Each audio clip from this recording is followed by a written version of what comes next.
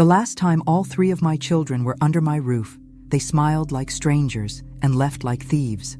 That Sunday dinner still burns in my chest, not from the marinara sauce, but from the bitterness I swallowed with every forced laugh. I raised them with love. They showed up with pens. Now, they want my house. Before I forget who they are, tell me where you're watching from. And don't forget to subscribe, because what comes next, you won't want to miss. The smell of burnt garlic clung to the curtains like regret. I stared at the small stain on the beige carpet near the dining table, the one Thomas left years ago with his muddy cleats. I never cleaned it fully. Part of me thought it was sweet then. A little piece of my son left behind. Now it just looked like dirt. I heard the front door creak open. "Hi, Mom!" 3 voices, layered with false warmth. Emily's was the highest, a chirpy trill with edges that used to soothe but now scraped. Nathan followed with a nod, his cologne arriving before he did. Musky, expensive. And Thomas, the youngest, came last, like always. Sunglasses indoors, smiling too wide. "I made your favorite," I said, forcing my voice into something hopeful. "Spaghetti and meatballs? Homemade marinara?" I looked into their eyes. None of them remembered that. None of them cared. We sat. The wooden chairs groaned beneath us, old joints echoing mine. I served them each a plate, hands trembling just a little. Maybe from the pot, maybe not. "So," Emily began, dabbing her mouth with a cloth napkin she brought herself. "We've been talking, and we think it's time we, made some plans." Nathan cleared his throat. "For the future, for your security, for your peace of mind," Thomas added, flashing that damn grin. My fork paused halfway to my mouth. "What kind of plans?" Emily reached into her purse. That purse, the red one with the gold buckle I gave her last Christmas. She didn't even remember. She slid a folder across the table. Cream-colored. Too formal. Too final. "It's just a simple transfer," she said. "We spoke to someone. If you sign the house over to us now, it'll make things easier. For you. For all of us," Nathan added, staring directly at me, eyes colder than I remembered. Thomas leaned forward, elbows on the table, unbothered. Just in case, before things get confusing. "You've been forgetting things lately, haven't you?" My stomach dropped. There it was. The line, the dig, the knife behind the smile. I laughed. It cracked. "So I'm losing it now, am I?" "No one said that," Emily rushed. "But we just want to be prepared." "For when you don't remember who we are," Thomas said, grinning. He thought he was being funny. He didn't notice my hand shaking beneath the table. Silence. The room was too warm. The sauce too acidic. My throat burned. I stared at the folder, the pen resting on top like a loaded gun. "You think I'm that far gone?" I whispered. Nathan sighed. "We're trying to help. By taking my house." Emily flinched. "Mom, I buried your father in this house," I snapped. "I changed your diapers on that couch. I held you all when you had fevers, fought off monsters you imagined under your beds. This house isn't just wood and brick. It's my whole life." More silence. This time, tight and sharp. Thomas stood. "Let's not make this dramatic, okay? You've always said you didn't want to be a burden." That word. Burden. My fork dropped, hit the plate like thunder. I looked at all 3 of them. My children. My blood. And I saw strangers with keys in their pockets and dollar signs in their eyes. "I'm not signing anything," I said. Nathan stood too. "You will, eventually." Emily's eyes darted toward him. "Nathan," he cut her off. "She will. She just needs time." I didn't speak. I couldn't. My throat had closed. They left an hour later, barely touched their food, didn't even pretend to say, "Love you," at the door. The house was quiet again. Too quiet. I sank into the chair, the one with the tiny tear on the armrest, the one I used to rock them in when they couldn't sleep. I sat there for a long time, staring at the folder they left behind. The pen was still there. I picked it up. I snapped it in half. And that's when I knew. They weren't just trying to take my house. They were trying to erase me. And I wasn't going to let them. The waiting room smelled like antiseptic and old magazines. I sat in the stiff vinyl chair, my purse clutched tight in my lap like a lifeline. The clock ticked too loud. My name, Margaret Hill, was called by a young nurse who didn't look old enough to drive, let alone deliver the kind of news I was bracing for. I smiled anyway. That's what women like me do. Smile. Stay calm. Make it easier for everyone else. Inside the doctor's office, the walls were an uninspired beige, the kind that makes you feel small, like wallpaper in a forgotten motel. I focused on a framed photo of a mountain range, a poor attempt at comfort. The doctor, Dr. Keating, shuffled in with a file and eyes too soft for the words I knew were coming. He sat. He cleared his throat. "It's early signs, Margaret. Mild cognitive impairment, possibly the beginning stages of Alzheimer's. It hit like ice water, not a slap, colder than that, slower, like drowning without thrashing." I tried to speak but felt my tongue stick to the roof of my mouth. Finally, I managed. "I've just been misplacing words, names.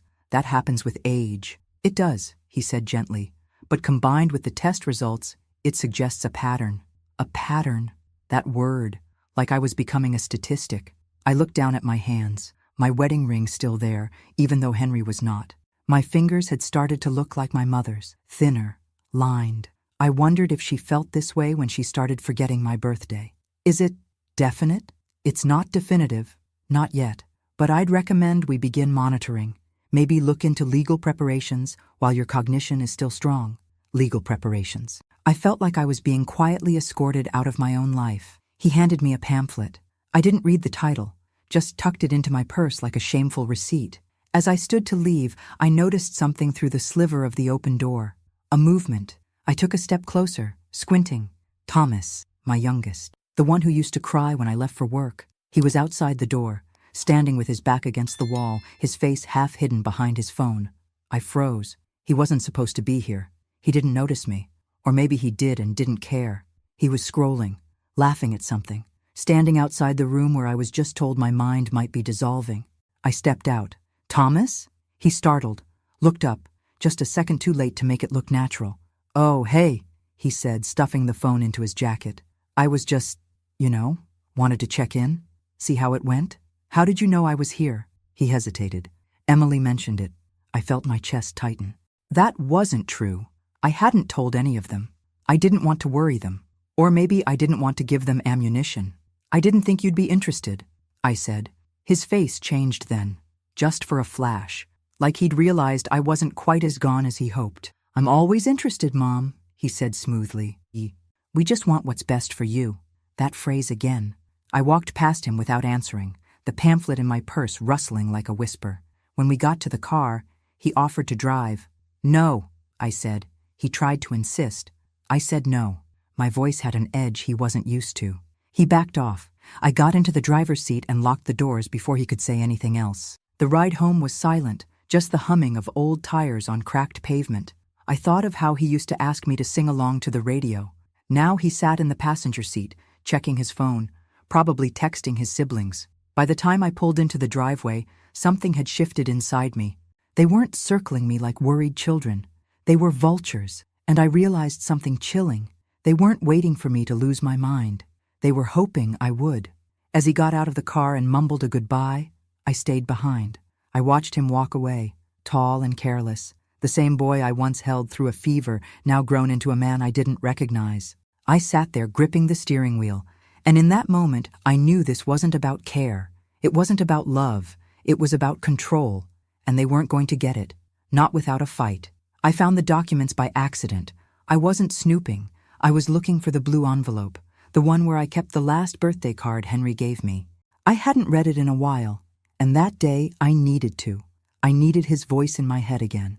The soft way he used to call me Mags, how he always added those ridiculous little hearts in his handwriting like a teenager. Instead, I found a folder tucked behind my file cabinet drawer. One of those old metal ones that sticks halfway open and always pinches your fingers if you're not careful. This folder was new, too new, sharp corners, no dust. When I opened it, my stomach dropped. Legal papers, property transfer forms, a copy of the deed to my house, my name, my signature. Except I didn't remember signing them. The room felt smaller, hotter.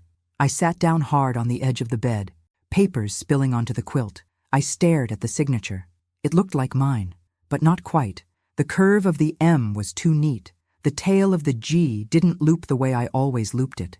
It wasn't mine, and I knew it. They had forged my name. All three of them had access to my files, my mail. All three had watched me for months, treating me like I was already fading. and now they were erasing me, one line at a time. I grabbed the phone. My hands shook so badly I almost dropped it twice before I found Emily's name. I called. She didn't pick up. I didn't bother with Thomas. I called Nathan. He answered on the third ring. "Hey, Mom." My voice came out tighter than I meant. "What is this? The deed transfer. Who did this?" A pause. Just one heartbeat too long. "What are you talking about?" "You know exactly what I'm talking about. Look, we were trying to help. It's just a precaution. You've been forgetting things. We didn't want anything to happen legally if what? Nathan? If I become useless? If I forget your names? That's not what I said. It's what you meant." He sighed. "We'll talk about it later, okay?" "No, we'll talk about it now." "Mom." I hung up. I couldn't feel my hands. Just heat. In my chest. In my face. Behind my eyes. I pressed both palms to the sides of my head, like I could physically hold my brain together. A forged signature. A theft in slow motion. They were trying to make me disappear before I was even gone. I spent the rest of the day moving through the house like a ghost. My steps echoed. Every photograph felt like a lie. That picture of Thomas at age 7, grinning with chocolate on his face. He used to cry when I left the room. Now he was conspiring with his siblings to take what was mine. I sat down in Henry's old recliner. The leather was cracked, the armrest molded to his shape. I ran my hand along the seam. The hum of the fridge in the kitchen was the only sound in the house. And for the first time in my life, I felt afraid of my own children. I didn't sleep that night. Every creak in the house felt like betrayal. Every shadow a reminder that I wasn't safe in the place I built with my own 2 hands. At dawn, I made coffee. Black, bitter, the way Henry liked it. I went back to the file cabinet and took every legal paper I had. The mortgage, the insurance, the will from 20 years ago. I sat at the kitchen table and read each one, line by line, like a woman searching for her own name in a world that was erasing her. And I made a decision. If they wanted war, I'd give them one. But I wouldn't scream. I wouldn't beg. I wouldn't even accuse. No, I would outthink them. They forgot who raised them, and they were about to remember. The walls in this house know too much. They've absorbed years of lullabies, whispered apologies, silent screams, and now, secrets, ugly ones, the kind that rot in the corners when no one's looking. It was just after p.m. when I heard it. Voices, muffled, but familiar. The creak of the floorboards told me they were upstairs, in the guest room, the one I used to keep full of stuffed animals and faded quilts. I crept out of my room, barefoot, one hand braced on the banister. The wood was cold, the air sharp with the scent of Emily's overdone lavender perfume. My robe dragged just a little against the floor. I didn't care. They didn't know I was awake. I stopped just outside the door, the one left open just a sliver too wide. Their voices filtered through. Thomas, laughing. "We'll put it on the market before the end of summer. The realtor said the neighborhood's peaking." "Emily, we need to act fast before she changes her mind. Or before she—" Nathan cut her off. "She's not changing her mind. She signed the damn thing. We just need to file it." Silence. Then a laugh. Low. Cold. "She doesn't even remember signing it," Nathan added. "And if she does, we'll say she's confused. Who's going to believe her over the 3 of us?" My breath caught. They were planning this. All of it. Deliberate. Coordinated. Cruel. Not confused concern. Not misguided protection. This was theft, camouflaged as love. I backed away slowly. My heel hit a loose board, and it let out a soft click. I froze. The voices stopped. I didn't breathe. Then Thomas said, too loud, "Did you hear that?" I turned, moved quickly, quietly, down the stairs, into the kitchen. The chair scraped as I pulled it out and sat, just as Emily came down with that fake sweet smile barely glued to her face. "Hey, Mom," she said. Too light. "You okay?" I looked up slowly, straight into her eyes. "Couldn't sleep," I said. Behind her, Nathan hovered on the stairs. Thomas lingered behind him like a shadow. "Something on your mind?" Emily asked, pulling the kettle from the stove. She wasn't making tea. She was buying time. I shrugged. Just thinking about the house. The pause in her hands was microscopic, but I saw it. "Oh? I've lived here for 40 years, I said, gently tapping the table. "Every crack in this floorboard has a memory in it. I don't think I could ever leave." Thomas entered now, trying too hard to sound casual. "Well, it's just a house, Mom." "No," I said quietly.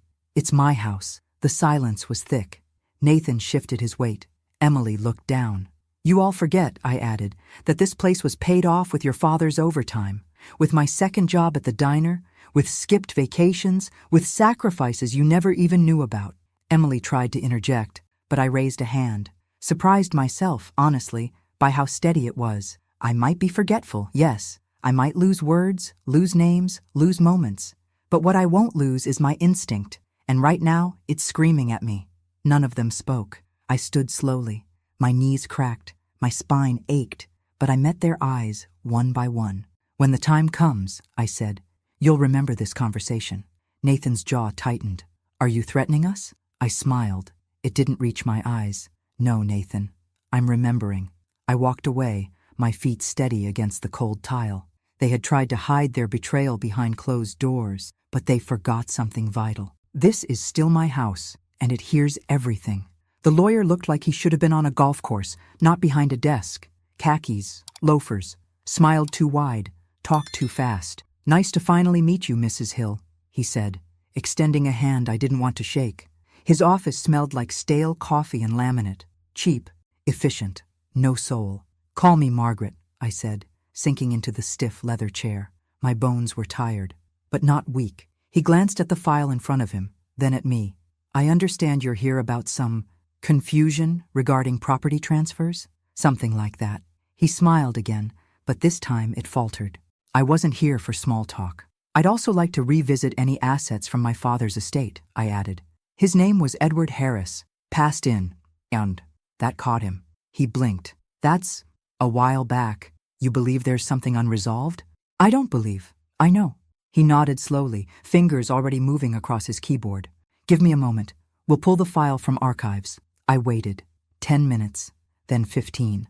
I stared at a picture frame on his desk. His family, I assumed. Wife, 2 daughters, a golden retriever. Everyone smiling. Everyone pretending things last forever. They don't. Ah, he said finally. Here we go. Looks like your father did leave behind a fund, set up through a private trust. It was designated to pass directly to his daughter, you, upon your mother's death. I sat up straighter. She passed in, I said. He nodded, lips pressed into a tight line. Yes, so the transfer should have occurred then. Should have? He hesitated, scrolled again, then frowned. Well, it shows here that the fund was claimed, in full, signed for, by me? He didn't answer right away, just flipped the screen slightly toward me. My name, my father's trust, my inheritance, and a signature. Not mine, not even close. Everything in my body went still. Who? I whispered. He scanned again. There's a notation here. It was authorized by a Nathan Hill, my son. My son took my father's money 12 years ago. I stared at the screen. A single line of black ink, a fake name, a false moment. He didn't even tell me, didn't ask, didn't even pretend. I felt my throat close, like grief trying to claw its way out. Are you okay, Mrs. Hill? No, but I nodded. I walked out of that office with a copy of everything, clutched the papers to my chest like a lifeline. My car felt foreign when I sat inside, the air stale, the steering wheel rough beneath my palms. 12 years. He'd been sitting on this secret for 12 years, watching me struggle to fix the roof, watching me clip grocery coupons, watching me sell my jewelry when Henry got sick, and he said nothing. That night, I sat in the living room, lights off, house silent. I thought about my father, about how proud he was the day I bought this house with Henry, how he said, "You're doing better than we ever did, Mags." I thought about how I never asked him for anything, and still, he tried to leave me something, a gesture of love, tucked away for when I'd need it most. Nathan stole that love from me, and didn't even flinch. I sat with the anger. Let it fill me. Let it settle. Then I opened a new file on my desk, labeled it Contingency, because this wasn't about grief anymore. It was war, and I had just found my opening move. I didn't cry, not after the lawyer's office, not after reading the forged documents under the flickering kitchen light, not after discovering that my own son had stolen the last thing my father ever gave me. Tears felt like a luxury, one I couldn't afford anymore. Instead, I began my day at a.m., same as always. Toasted one slice of rye bread, black coffee, no sugar. I sat by the window as I always did, listening to the world breathe before it remembered to rush. But something had shifted. Me. That morning, I picked up the phone, not to call my children, but to call someone else. I found his card inside a kitchen drawer, half buried under expired coupons and broken rubber bands. Matthew Grayson, Esquiros, elder law specialist. He'd visited the community center 2 years ago to talk about wills and trusts. I remembered because no one had taken him seriously. Too young, too thin, too many questions. But I remembered how he looked me in the eye when I asked something, how he didn't talk down, like I wasn't already fading. I dialed. Grayson Law Office, he answered himself. This is Margaret Hill. I need to talk. But it needs to stay quiet. I met him that afternoon in his cramped office above a bookstore, sandwiched between a failing dance studio and a nail salon that always smelled like acetone and oranges. He didn't ask questions right away. He poured tea, listened, let me talk. I told him everything. My diagnosis, the forged deed, the fake signature on my father's trust, the casual cruelty of children who had grown up thinking love was something to trade for real estate. When I finished, he didn't speak for a long time. Then he said, I believe you. And something inside me, some quiet, trembling part, exhaled. Over the next few weeks, I worked with Matthew in secret. We created a new will, transferred assets, re-established power of attorney with ironclad protections, and most importantly, we stripped away every inch of access my children thought they had. One by one, I changed the locks, literal and legal. I learned to speak the language of trust, irrevocable clauses, grantor rights. I asked questions, took notes, understood every single line of what was mine. At home, I said nothing. When Emily dropped by unannounced with a casserole and too much perfume, I smiled and asked about her kids. When Nathan sent a generic text, how's everything going? Mom? I replied with a thumbs-up emoji. And when Thomas asked if I needed help with the bills, I thanked him sweetly and told him I had it all under control. They thought they'd won already, that I was too slow, too fragile, too lost. Let them think it. Let them believe they were dealing with the same woman who ironed their graduation gowns and stayed up all night baking birthday cakes with boxed mix and tired eyes. They didn't know me now. Not this version. This version watched, waited, planned. One night, I sat by the fireplace with a thick binder in my lap. My new will, a quiet weapon. Every page felt like a brick in a fortress no one would breach again. Matthew had even drawn up a letter to accompany the final version. I read it out loud to myself. To my children, you taught me what forgetting feels like. I hope you never forget this. The last thing I did that night was write 3 dates on the back of an old receipt. Each one marked a step, a decision, a silence. They thought I was breaking, but I was building. And soon, they'd see exactly what I'd built, when it was too late to stop it. I sat alone in the garage that night, cross-legged on a crate, the old heater humming softly behind me. Boxes were stacked to the ceiling, memories packed away in cardboard, labeled in Henry's handwriting. Ex-Mass, Emily's art, mags, old work files. Dust floated in the slant of the overhead light like time suspended mid-air. I pulled down the heaviest box. Mags, old work files. Inside, my life before I was just mom. Old business cards, worn notebooks, laminated name tags from the law office I worked at before the kids were born. Back when I had a corner desk and a window and an inbox with my name typed neatly on the label. I had forgotten how much I had given up, not lost, given, willingly, for them. The garage door groaned as wind pushed against it. A branch scratched the siding. I didn't flinch. I kept reading. Letters I wrote to Henry when he was stationed overseas. A rejection letter from Columbia Law. I had kept it like a scar. A silent reminder. And buried under a folder of tax returns was a small photo, one I hadn't seen in years. Emily in her first dance recital, Nathan with a baseball trophy too big for his little arms, Thomas asleep on my chest, sticky with ice cream. I stared at it for a long time. Then I stood and walked into the kitchen, laid it gently on the table. Next to it, I placed my last heating bill, because it was me who paid that, not them. It was me who worked doubles when Henry got laid off in... It was me who pawned her engagement ring to pay for Nathan's braces. It was me who skipped every vacation for a decade so Emily could go to art school in New York and never once came home for Thanksgiving after.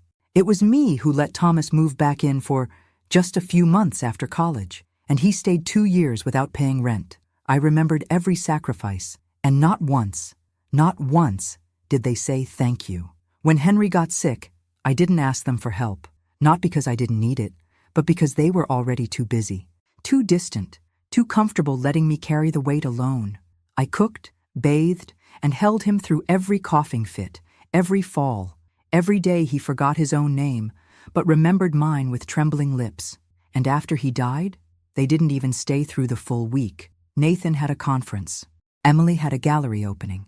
Thomas didn't even show. They only remembered me when a lawyer called. Now they hovered like flies around a wound, waiting for me to rot. But I wasn't done. Not yet.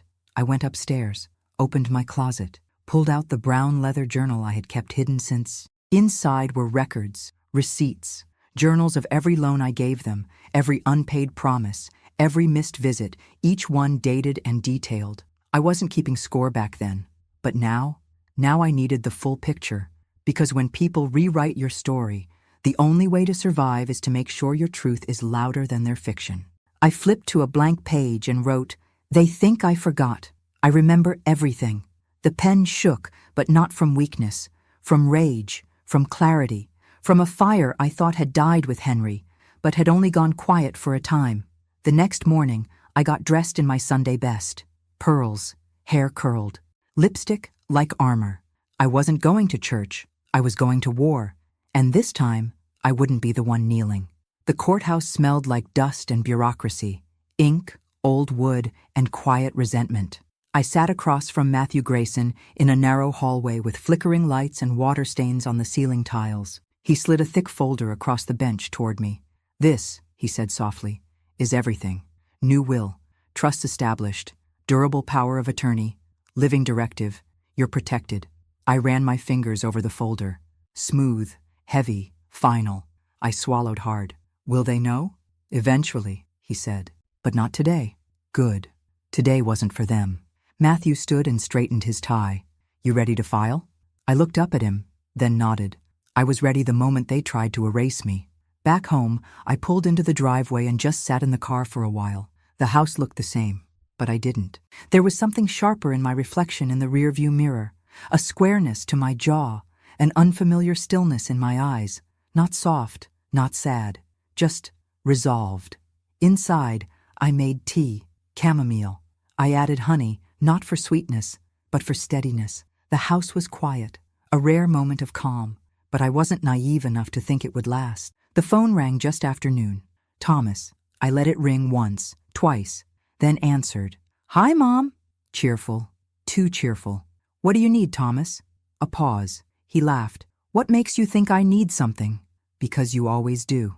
"I was just checking in. Wanted to see how you were feeling." "Fine," I said. "Busy." "Oh, yeah? With what?" He didn't mean it.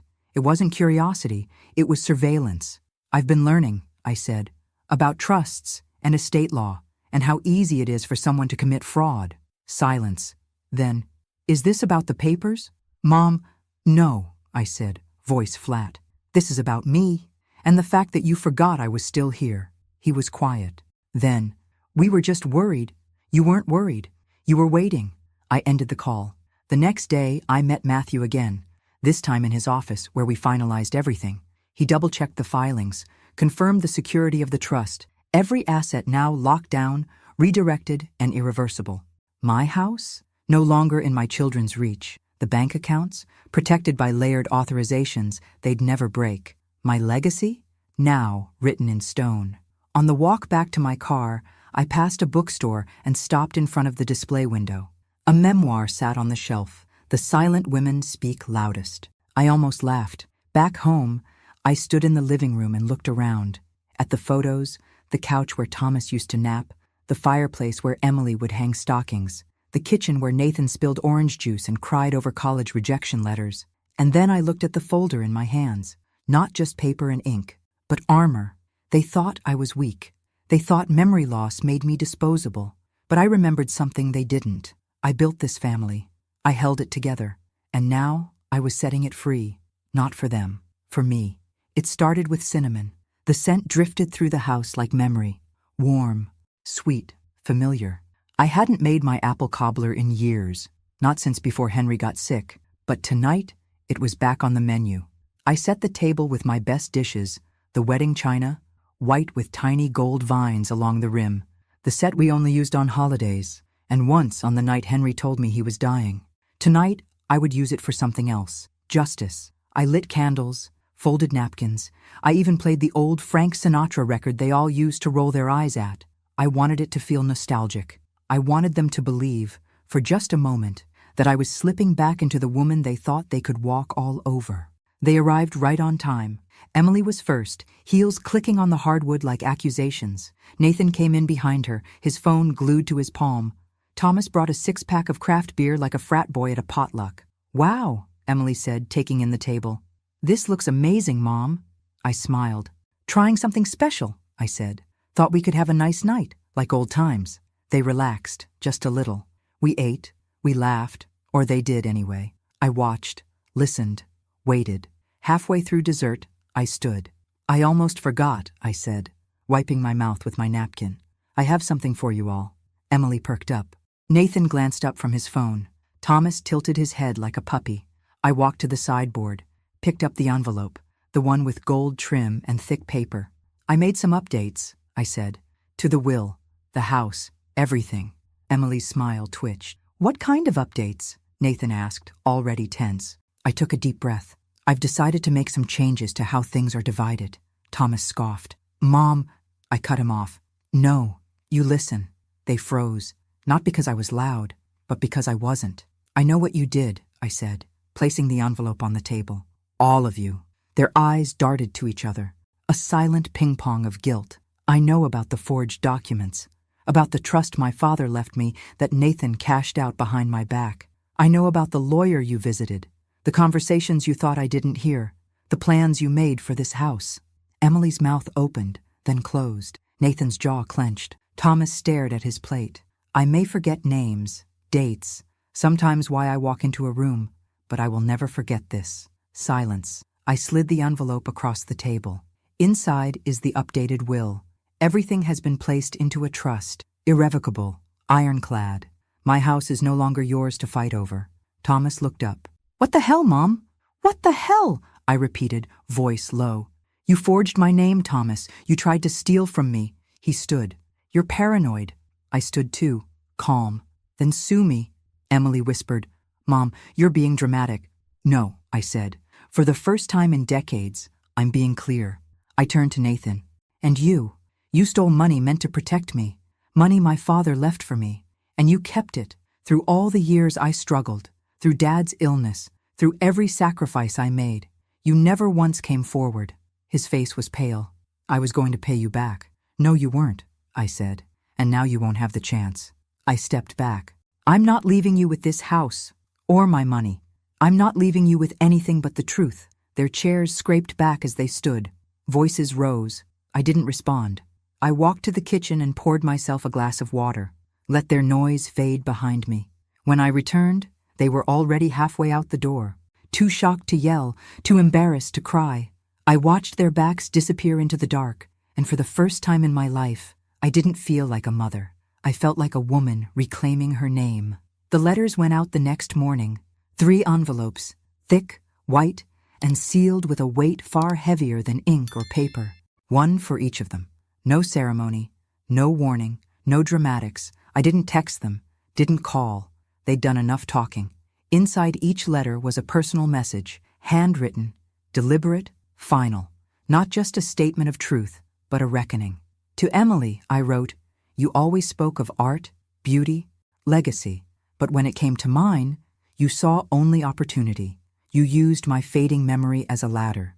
You stepped on my dignity with designer heels. This house will not be your gallery." To Nathan, I wrote, "You were always the leader, the decision maker, but you made choices for me, not with me. You stole from me before I even knew I was missing something. The trust my father built for me, you spent it on yourself. I hope it bought you everything you thought I didn't need." To Thomas, I wrote, "You used to cry when I left the room. Now you laugh when you leave with pieces of me. You thought being the youngest gave you license to take without giving back. But the boy I held in my arms is gone. I don't recognize this man, and I don't owe him a damn thing. I signed each letter not with Love Mom, but with my full name, Margaret Hill. Not just a mother, a woman, a witness, and now a wall you will never climb again. Then I made one final stop. It was a small office, near the edge of town. Brick building, faded blue awning, St. Eliza's shelter for women. They knew who I was when I walked in. We weren't sure you'd come in person, the director said softly. Her name was June. Wore glasses, no makeup, hands calloused from work. Not luxury. I wanted to, I said. She gestured for me to sit. You've done something extraordinary, Mrs. Hill. I shook my head. No, I'm just correcting a mistake I almost made. They had already started the process. Legal documents filed, property transfer initiated. My house, my sanctuary, my battleground, my prison, was no longer just mine. It would become a safe haven for women like me, women discarded by the very people they'd once lived for. June's eyes watered as she read through the deed. You're saving lives with this. I nodded, but my voice cracked when I said, I just want someone to feel safe in it again. That night I packed a small suitcase, a few clothes, my journal, Henry's last letter, and I left. No fanfare, no goodbye. I moved into a small apartment on the other side of town. Nothing fancy, just quiet, mine. The kind of place where you could hear your own thoughts without being told they were fading. I got calls for days. Emily, Nathan, Thomas. Voicemails layered with disbelief, then rage, then guilt dressed as outrage. I didn't respond. The silence was my inheritance to them. Let them sit with it. Let them scream into it. Let them remember it. Because from this point on, their mother didn't just walk away. She walked forward. I didn't expect it to go public. I never imagined my story, my pain, would be printed in black ink on cheap newspaper stock and passed around grocery store lines and waiting rooms. But there it was, front page of the Woodland County Chronicle. Local widow donates home after family tries to seize it. I may forget them, but they'll never forget this. My picture was small in the corner, taken from behind as I handed over the deed to June at the shelter. They hadn't asked for a quote, but they used my words anyway, the ones I wrote in those letters. By the time I'd made my morning tea, the calls started. Reporters, talk show hosts, advocacy groups, strangers. Can we feature your story? Would you be willing to speak at our event? You're an inspiration. Inspiration. A funny word for someone who once sat in a dark kitchen wondering if she was vanishing. The article didn't name my children. Thank God for small mercies. But they knew. Everyone in town knew. And so did they. Emily texted. You made us look like monsters. Nathan emailed. You've ruined our reputations. Thomas? He posted a bitter comment on the Chronicle's website under a fake username. They thought I'd be ashamed, but I wasn't. I was seen, heard, believed. Women came up to me in the grocery store, in the pharmacy, in the parking lot of the bank. Thank you, they'd whisper, for showing us we're not crazy, for showing us we're not alone. One woman, maybe late 60s, touched my hand as we reached for the same can of soup. She looked me in the eye and said, They called me forgetful too, but I remembered enough to lock my bank account before my son drained it. We smiled, and it was enough. The shelter sent updates weekly, photos, stories, progress. The front room, my old living room, was now a reading space. Warm lights, shelves of books, quiet. Women who had nowhere else to go now had a place with my name on the deed, a place built with the bones of my old life and reborn with purpose. I didn't give interviews, I didn't sit on talk shows, but I sent letters to advocacy groups, to lawmakers, to churches and libraries and elder care centers, telling them what happened to me and how often it happens in silence. I called it the quiet theft because that's what it was, a slow erasure, polite, legal, almost invisible, until I refused to vanish. They wanted me quiet, forgetful, grateful for scraps. Instead, I left them with headlines, unanswered calls, and a house full of ghosts they'd never inherit. I stood in the kitchen of my new apartment that night, smaller, yes, but full of light, and brewed another cup of tea. Outside, it rained softly, clean, gentle. I opened the window, let it in, because for the first time in a very long time, I felt clean, too. I stood in front of the mirror that morning and barely recognized the woman staring back. Not because she looked different, but because she looked whole. My silver hair was pulled into a loose twist. My blouse was crisp, my slacks freshly pressed. Not for a funeral, not for court, not for anyone's approval. Just for me. I walked the block and a half to the shelter. No reporters, no children. Just the gentle buzz of the town moving around me, dogs barking, a lawnmower humming in the distance, someone playing jazz from a porch 2 streets over. June met me at the door. She smiled, arms open. We finished the upstairs room. Come see. We climbed the stairs, the same ones where Henry used to carry Emily when she fell asleep in the car, where Thomas used to sit and tie his shoes so slow on the first day of school, where Nathan once slipped and cried like he'd lost a limb but forgot it all an hour later. This house was memory. And now, it was new. The room was painted warm yellow, with white curtains swaying in the breeze, a small bed, a writing desk, a soft chair in the corner. It smelled like lavender and wood polish. It's the quiet room, June said, for the ones who need a place to think, to breathe, to be alone, but not forgotten. I didn't answer. I just placed my hand on the windowsill and looked out, and for the first time, in what felt like 100 years, I didn't feel watched. I felt witnessed. Later that day, I got a letter in the mail. No return address, but I recognized the handwriting. Emily. I sat on the back porch of my apartment, opened it slowly, and read, "Mom, I didn't understand what I was doing. I thought I was helping. That's not an excuse. You were right. I was selfish. We all were. I'm sorry. Not for the house, not for the money, for forgetting you were a person before you were our mother, and for assuming you wouldn't fight back. You did, and I'll never forget that. No signature, just a line at the bottom. I hope you find peace in the home you made, with or without us." I folded it once, tucked it into the back of my journal. I didn't cry, not because I didn't feel, but because I'd already felt everything, and survived it. That night I lit a single candle, sat in the living room. No TV, no phone, just me and memory. Not the kind that slips away, the kind that stays. I remembered every sacrifice, every betrayal, every step I took to reclaim myself.